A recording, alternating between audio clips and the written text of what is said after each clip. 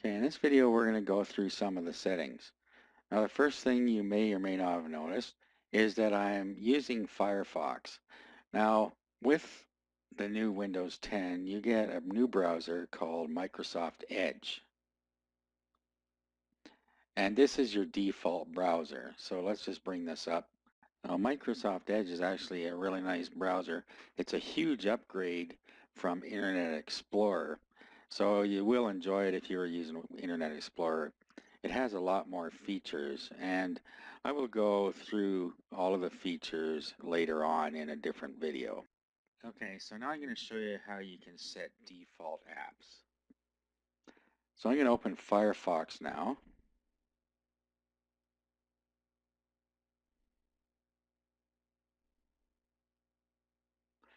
So Mozilla. And I'm going to pin this to my start menu here, or to the taskbar actually, so that I can find it more easily. So Mozilla Firefox, I'm going to right click on it and pin to the taskbar. Okay, so here it is down here. Let's click out here. Now I can open it up now. Okay, now it's asking me if I want it to be my default browser. Now it's a little different the way you set your default anything right now. So let's just say I want this is my default browser. And what it's going to do is bring up your settings for your defaults. Okay, so it's under System and Defaults, as you see down here. And they're all in here. So you can come in here at any time and change them. But what I want to do is go to Web Browser. And even though I told it to use Firefox, it is still set up Microsoft Edge. So if you click on here, it will bring up your different choices over here, and I'll pick it. And I have now set my default. Okay, so that's the first thing I wanted to show you, so you could get your default browser set if you don't want to use Microsoft Edge. Now the next thing is settings. Now there's two ways to get into settings, and you've already seen over here on the right that we can get into it from here, and we can go to all settings.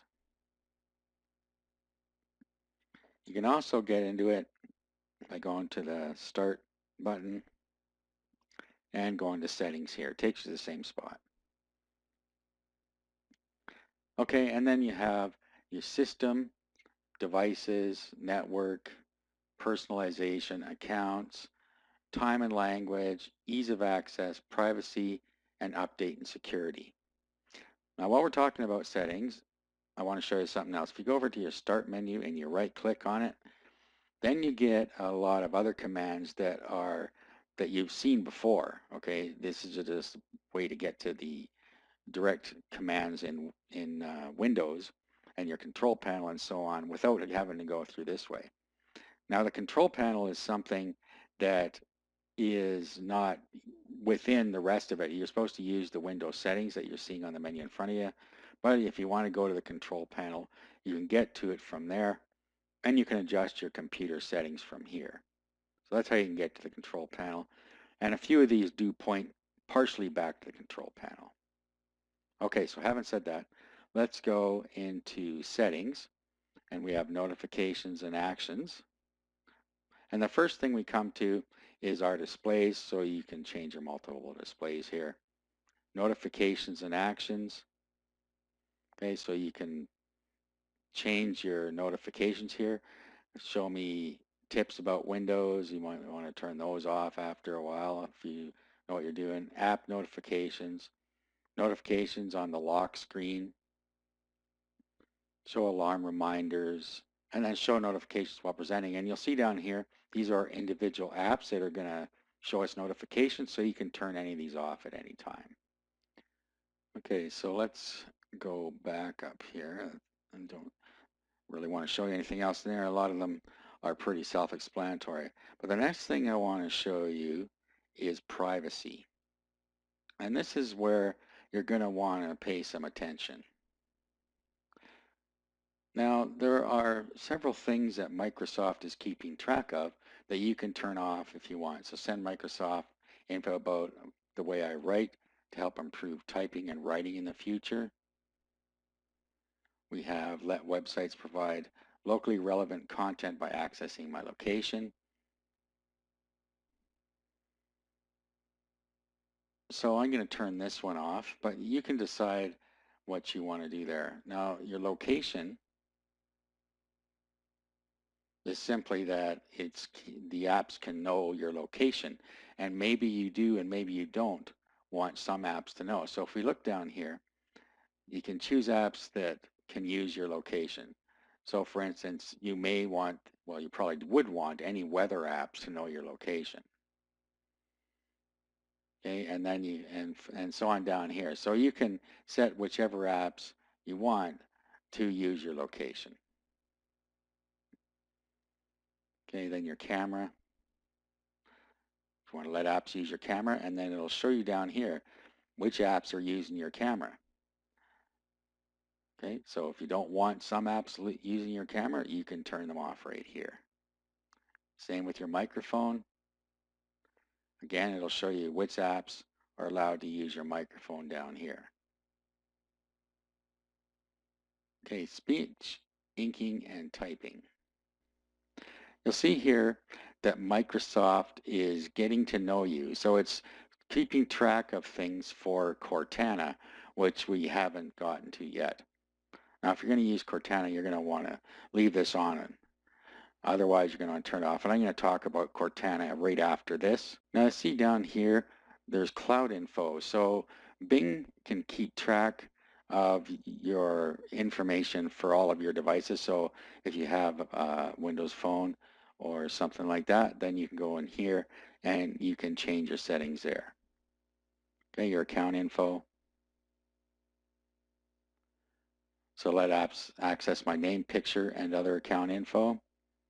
And then again, you can choose the apps that you're going to allow to do that down here. Your contacts.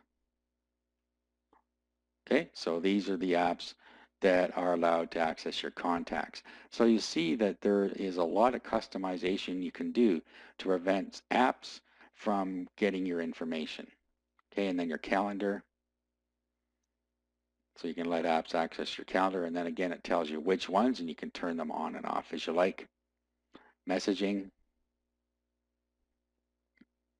Okay, so everybody can send text or MMS. Radios. So your apps controlling your radios.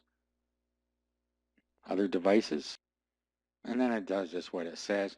It lets your apps automatically share and sync information from devices that aren't particularly paired to the particular device that you're on.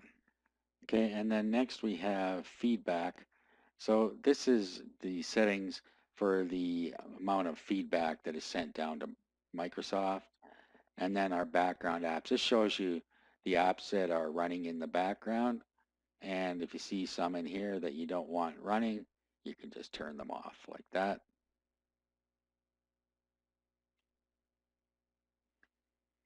Okay, so that's some of the privacy settings. Now, let's go into network and internet.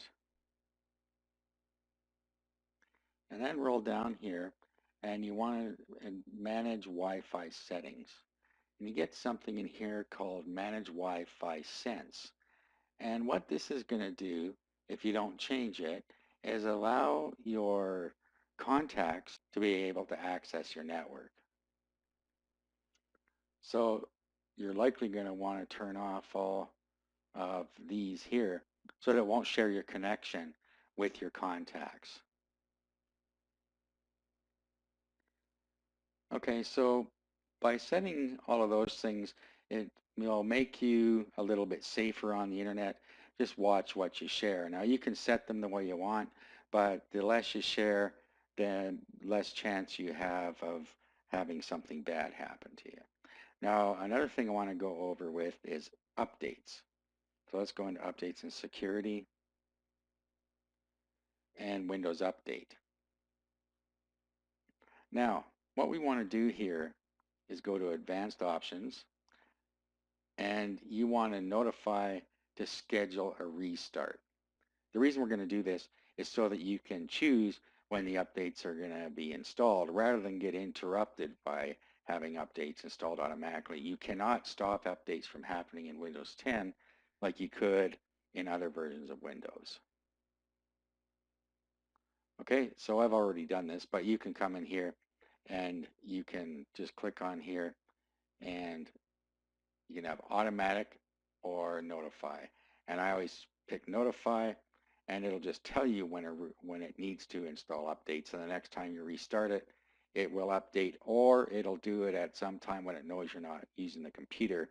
It'll tell you what that is. For me, it's 3:10 a.m. Okay, so that's a good thing to do there, is to take control of your updates. Windows Defender is the built-in antivirus and anti-spyware protection.